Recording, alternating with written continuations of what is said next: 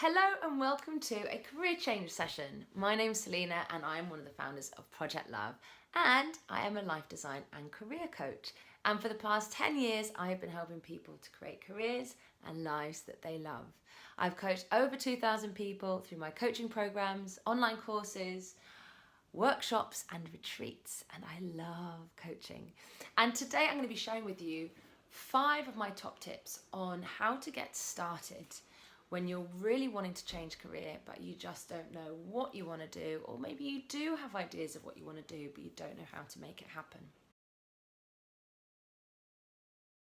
So the first tip is to turn your career change into a project. Now, by the title of Project Love, you'll probably have guessed that I love all things are project-based. But there's a real power to projects. So when you turn whatever change you want to make in your life into a project, it immediately turns it to something that is real, that is in existence, that is happening now. It becomes a practical thing rather than something you are longing to do, something you wish you could do, something you dream of. It becomes a thing that you are doing. And so how do you turn it into a project? Really simple. Create time for it each week. It could start off with half an hour on your lunch break on a Wednesday. Start light. If you feel overwhelmed by the idea of it, keep it light. But you might move that up to every Tuesday evening is your career change evening. Take yourself off to your favorite cafe, perhaps on your way before you get home. Stop off via a cafe. Take your laptop and really make sure you have an hour that is focused on your career change. So before you start asking, well, but what am I going to be doing in that 1 hour on a Tuesday evening? That brings me to tip number 2. The place to start is to really feed yourself up on inspiration. Even if you have no idea, or you say you have no idea of what kind of work you would really love to do, because usually we have a few ingredients that we already know, go out and find inspiration. Go and seek out stories of people who have changed career. 10 years ago, I was one of the co-founders of CareerShifters.org, and CareerShifters is a great place to find 10 years worth of stories of people who've made successful career changes. Have a look through those, if only to make you start realizing how many people have already successfully changed career and how many people were in a similar position to you. Another great resource is Escape the City. That's a great place as well to go for inspiring stories. But also seek out inspiring stories of people who do work that they just seem to love, or who do work that you are envious of. You're like, well, if I could do that, that would be a dream. It doesn't mean at this stage that that's like, well, that's obviously the job you need to do. If it's an astronaut, for example, it might not be that you decide that you're going to change career and become an astronaut. But it's about looking at what is it about that really calls to you, what really inspires you about that. Let's use the example of an astronaut. Maybe it's the wonder that's involved, or the adventure that's involved, or the science that's involved. So just start to break things down. And do carry a notebook around with you. Create a career change notebook, have it in your bag, write notes in.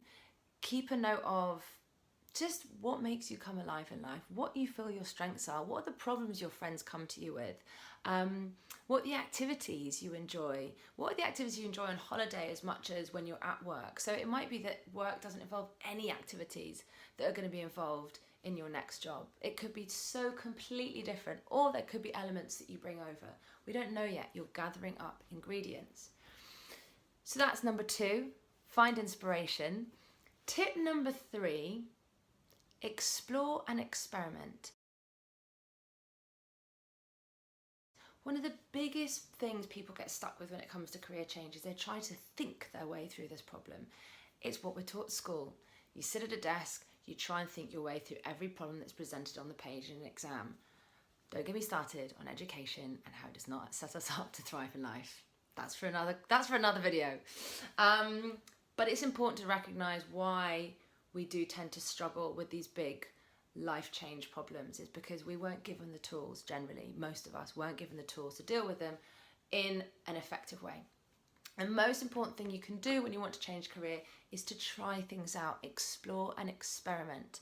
So for example, even if all you know is that you want to make a difference, you want to be more creative, you want to be your own boss, for example, go to talks, go to, let's take those examples one at a time. So let's say, for example, you don't know what it is you want to do, but you do know you want to be more creative. You've always felt like you're a more creative person than you've ever given yourself a chance to be. That definitely, if you are in any way creative, if you are not allowing yourself to express that creativity, that's going to be causing all sorts of frustration in your career, but also your life. So the first thing to do is just go and do some creative things, whether it's at home, getting some paints and a big sheet of paper and finger painting, whether it's going to a screen printing course or learning how to do ceramics or doing a one-day course on photography. This doesn't mean that you're going to become a photographer or someone who makes plates or a screen printing person that makes posters. You might do it though.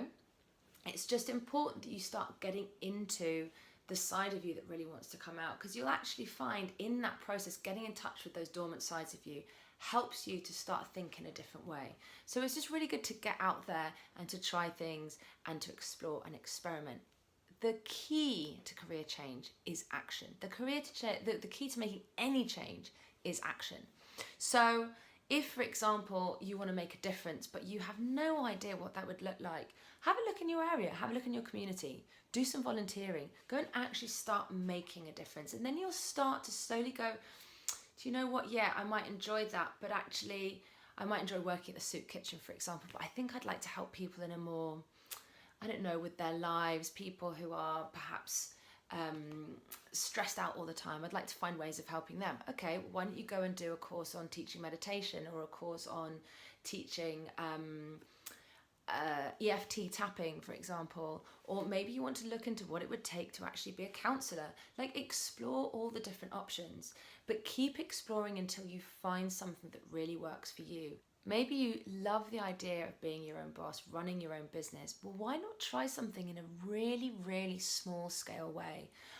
There is a video on loveprojectlove.com on our blog. If you scroll down back a few months from when this video is posted, you'll see one very orangey filter for some reason of me talking about a business that I started and finished in 6 weeks, and it was a jewelry making business, and I made some necklaces and I made them and I sold them. I created a brand, I did the whole thing.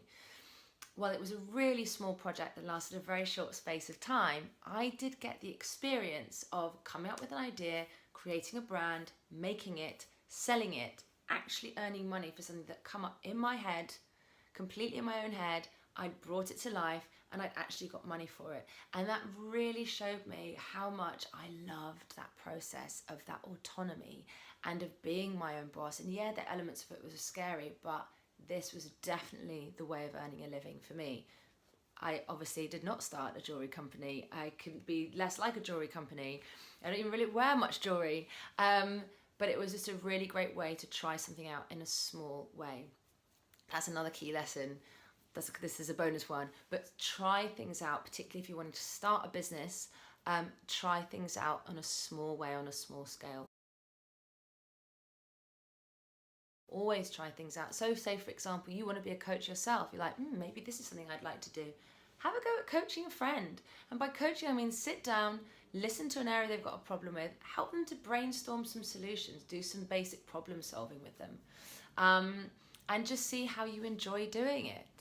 So there's all sorts of different ways you can be trying out your ideas, experimenting, exploring.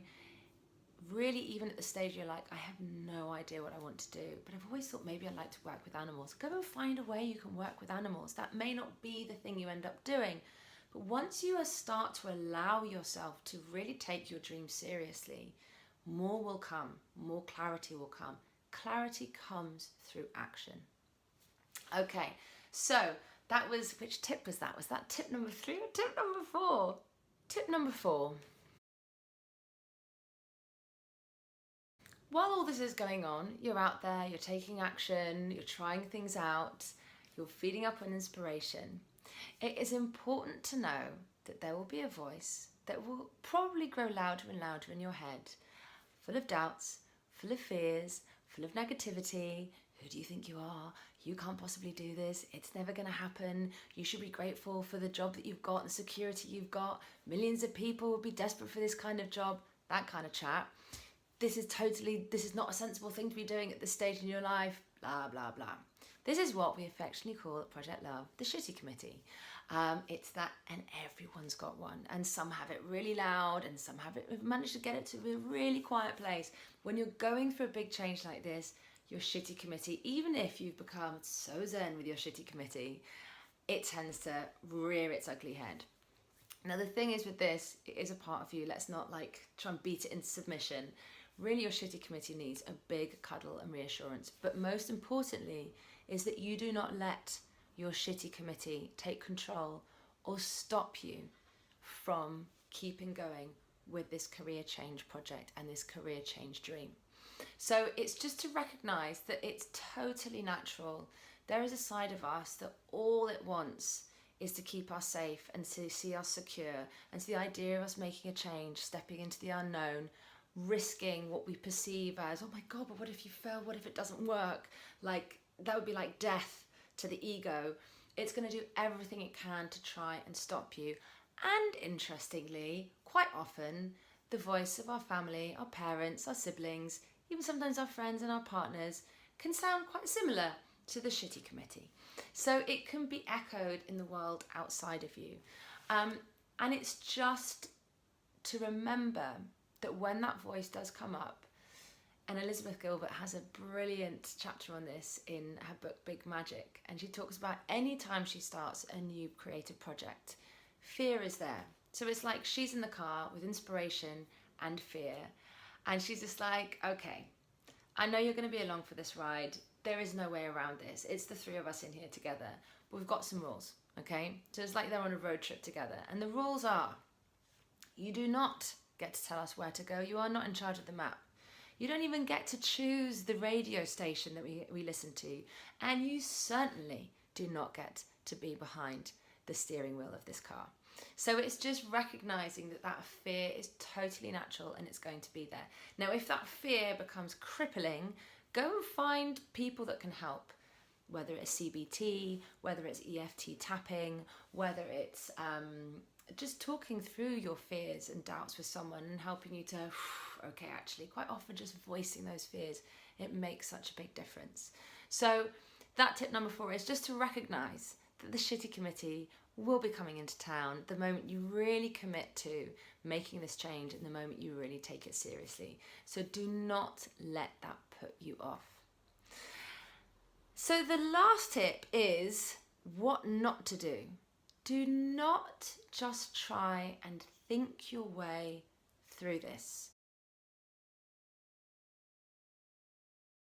So people spend hours, months, years even, reading books, just reading books on career change and not going out into the world to try things out, not taking action and thinking that, and just lying on their bed, restless nights, trying to figure out what the answer is going to be, how they can do this. And it is, again, like I said, it's kind of how we've been taught to figure out problems at school.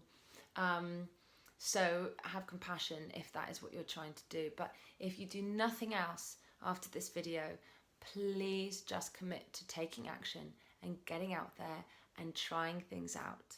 One last tip I'm actually going to add in. Let's make it 6 tips. Be careful who you share your career change dreams with. And even when you started to have a feeling of the direction you want to go with your new career, again, keep this dream safe. Because in the early days, it's fragile. It's fragile because you will still have a lot of your own doubts and fears there. And if you share this idea with people who are like, what? Why would you be quitting your job? It's a great job. Like, come on, don't be one of those dreamers that think, oh, life's got to be all wonderful and da-da-da-da-da. Like, just, get back in the real world and stick with it. Or whatever it is they may say.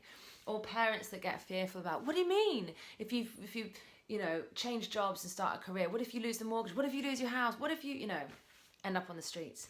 we can very quickly get to that being a genuine concern that we will end up homeless. So it's really important, and I will say, as someone who has helped a lot of people make career change plans, is that if you do have a mortgage and you do have people dependent on you, you've got a couple of kids, you've got a mortgage, you've got a house you'd like to keep hold of, you're not going to make a career change that is going to put losing all of that at risk. You will make a career change plan that makes sure that you can feed your family and that you will be able to pay the mortgage. So some people will make a career change like I did many years ago, where they will just quit their job with no idea of what it is they're going to do or what their dream career is. But others of us are now at a stage where we have family and we have a mortgage and we can't be doing that kind of thing. And so we need to take a far more gentle approach to making that change. And there's all sorts of different transitions to how you can do it. I have never in my life come across someone who couldn't make a career change because of their circumstances. If they stopped and they gave up, then it was because they stopped and they gave up. It wasn't because there wasn't a way of doing it. So yeah, there's always a way. But the most important thing is, if you're right at the start, even if you don't know what it is you want to do, or if you have an idea of what you want to do, get out there, try things out, turn this into a real life project, dedicate time to it. Now, if you've enjoyed what I've been saying and you're like, I would like her to be on my team and help me make this happen, then please do get in touch. While these days I don't have a lot of time to do hands-on coaching, I do get to open my doors a couple of times a year and invite a couple of people to join me so that I can help them to make a successful career change. And that is one of those times of year.